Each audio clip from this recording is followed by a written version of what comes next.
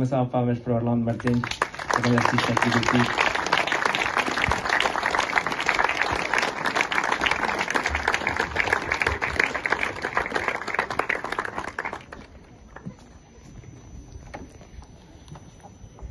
O costuma-se dizer, o palco é seu. Quer dizer algumas coisas? Boa noite a todos. Já está a ficar tarde. Não sou muito de muitas falas, mas gostava de agradecer a oportunidade de estar em palco com tão distintos artistas. É uma segunda parte diferente da primeira. Espero que possamos também estar ao nível.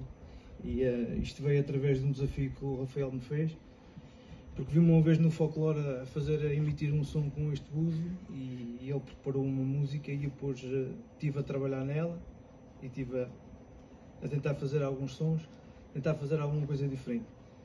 De maneira que eu não acho que esteja ao nível destes dois artistas em palco a tocar no búzio, mas vou tentar fazer o meu melhor. Espero que gostem.